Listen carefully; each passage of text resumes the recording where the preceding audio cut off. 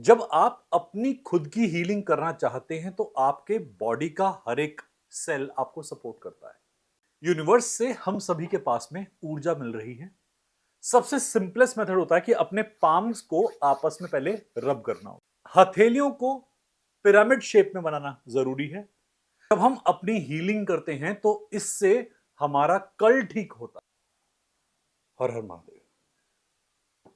Self healing, खुद को कैसे हील करें? जब एक इंसान अपनी हीलिंग खुद करना चाहता है, या हमने आपको कहा कि हमारी हीलिंग के साथ साथ आपको अपनी भी हीलिंग करनी है, तो किस मेथड से, किस तरीके से अपने आप को हील करा जाए? ये प्रोसेस क्या है? यूनिवर्स से हम सभी के पास में ऊर्जा मिल रही है और ये ऊर्जा हमारे सातों चक्रों में प्रवाहित हो रही है। रेकी में यदि आपने अट्यूनमेंट नहीं लिया है तो भी ये ऊर्जा आपके शरीर में प्रवाहित तो हो रही है। हो सकता है इसकी इंटेंसिटी, इसका लेवल थोड़ा वेरिएबल हो, अलग हो। जब आप अपनी खुद की हीलिंग करना चाहते हैं तो आपके बॉडी का हर एक सेल आपको सपोर्ट करता है। जब कोई इंसान अपनी खुद की हीलिंग करता है तो अपना कार्मिक क्लियरेंस भी करता है, क्योंकि हमारे प्रति एक जिम्मेदारी बनती है। जब हम अपनी हीलिंग करते हैं तो इससे हमारा कल ठीक होता है। और कल, आने वाले कल को भी बोलते हैं और बीते हुए कल को भी बोलते हैं। तो जब इंसान आज में अपनी हीलिंग करेगा तो कल ठीक होता है, चाहे वो आने वाला हो, चाहे वो बीता हुआ हो। सेल्फ हीलिंग के लिए पहले आपको अपने चक्र को कुछ छोटे लेवल पे एक्टिवेट करना जरूरी है।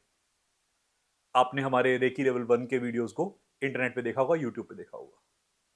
यहां पर भी मैं आपको कुछ टेक्निक्स बताऊंगा सिंप्लीफाइड वे में कि कैसे अपने चक्र को टेम्परेरी एक्टिवेशन देते हैं। सबसे सिंपलेस्ट मेथड होता है कि अपने पाम्स को आपस में पहले रब करना होता है। इससे आपके सारे पोर्स एक्टिवेट होते हैं। आप अपने हाथों को, अपने हथेलियों को लगातार रब करेंगे और रब करने से आपके दोनों चक्र हथेलियों के एक्टिवेट हो जाएंगे। इसके बाद आप जिस भी जगह पर हीलिंग एनर्जी देना चाहते हैं वहां पर इसे पाम को रखकर हीलिंग दे सकते हैं। रबिंग मेथड के अलावा कई बार लोगों को लगता है रबिंग मेथड में जब वो कर रहे हैं प्रोसेस तो उनकी बॉडी में कहीं हैवीनेस फील हुई। मुझे कई सारे बच्चों ने इस बात का रिस्पॉन्स दिया कि जब वो पाम को रब कर रहे थे तो कई बार थर्ड आई पे पेन होना शुरू हुआ। तो एक मेथड और होता है टैपिंग मेथड, या फिर फिंगर्स को थोड़े से डिस्टेंस पे होल्ड करना। इससे आपकी हथेलियों में आप एक ऊर्जा का संचार, एनर्जी का फ्लो फील करेंगे। जब पाम्स एक्टिवेट हो जाते हैं तो आपको दोनों हथेलियों में एक फोर्स फील होगी कि मानो जैसे नॉर्थ पोल मैग्नेट का साथ में रख दिया हो, या साउथ पोल साथ में रख दिया हो। दोनों हथेलियां थोड़ी दूर जाएंगी, एक धक्का फील होगा आपको, या फिर टिंगलिंग, हल्का सा टैपिंग, कुछ बहता हुआ महसूस होगा दोनों पाम में से। और आप देखेंगे कि दोनों हथेलियों के बीच में आपको एक ऊर्जा महसूस होगी। ऐसा लगेगा जैसे मानो हथेलियों के बीच में कोई गेंद रखी हुई है। इसे हम ची बॉल कहते हैं, एनर्जी बॉल कहते हैं इसे। अगर आप अपनी हथेलियों को ऐसे ऐसे प्यार से घुमाएंगे तो आपको एक बॉल महसूस होगी। इवन हाथों का डिस्टेंस बढ़ाते जाएंगे तो भी दोनों हथेलियों के बीच में ये बॉल महसूस होगी। इसे ची बॉल कहते हैं। जब आपको लगे कि ची बॉल काफी स्ट्रांग है, काफी डिस्टेंस पे हथेलियों को रखने के बाद भी इनके बीच में एनर्जी फील हो रही है, आपके पाम तैयार हो चुके हैं हीलिंग करने के लिए। अब मान लीजिए आपको अपने गले की हीलिंग करनी है, तो गले से 2 या 3 इंच दूर अपनी हथेलियों को ऐसे प्लेस करते हैं। किसी को थायराइड का कंडीशन है, एक्सप्रेशन की दिक्कत है, आप मन के विचारों को कह नहीं पाते, तो अपनी गर्दन के साइड में, आगे और पीछे ऐसे अपने आप को हील करें। हथेलियों को पिरामिड शेप में बनाना जरूरी है। और शुरुआती दौर में जब आप हीलिंग करेंगे तो उंगलियों को जोड़ के रखें।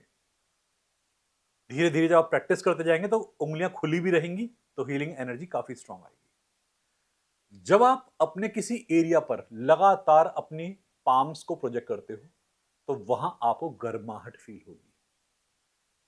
मेजर हीलर्स को गर्माहट ही फील होती है, पर किसी किसी केस में ठंडक भी फील होती है।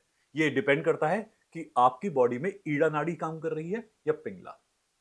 यदि आप ईड़ा नाड़ी से हीलिंग कर रहे हैं तो ठंडक फील होगी, पिंगला ज्यादा एक्टिवेटेड है, गर्माहट फील होगी। दोनों में से कुछ एक तो जरूर फील होता ही होता है।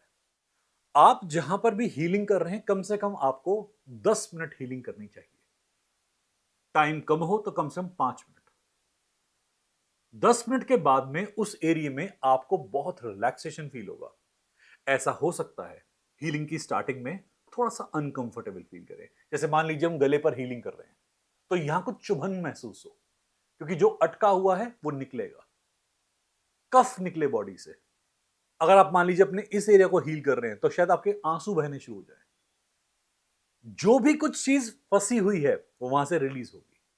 तो कई बार हीलिंग या मेडिटेशन के बाद में आपके मन में कुछ जो चीजें होती हैं फंसी हुई, वो किसी ना किसी माध्यम से निकलती हैं बॉडी से बाहर, एक्सक्रीशन से बाहर निकलती हैं। जब आप अपनी हीलिंग करेंगे, आपने अपने मन में कोई भी विचार नहीं लाना। कई बार लोग कहते हैं हमें अफर्मेशन क्या करनी है। अफर्मेशन आपके मन के वो विचार होते हैं जो आप मन में लाना चाहें हीलिंग करते हुए। कायदे से अफर्मेशन किसी से पूछने नहीं चाहिए, अपने हिसाब से डिजाइन करनी चाहिए। मान लीजिए जैसे मैंने एग्जांपल लिया, आप अपने गले की हीलिंग कर रहे हैं थायराइड के लिए। थायराइड की हीलिंग के लिए अफर्मेशन क्या होगी?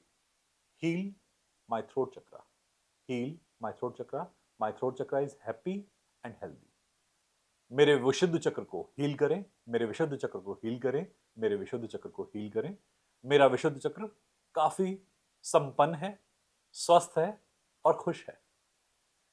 अपने पास में जो भी अफर्मेशन क्रिएट करें वो एक्टिव सेंटेंस में होना चाहिए, प्रेजेंट सेंटेंस में होना चाहिए और डेरोगेटरी नहीं होना चाहिए, उसमें ना नहीं होनी चाहिए, वो हां वाला सेंटेंस होना चाहिए। कोई भी अफर्मेशन 3 बार दोहराई जाती है।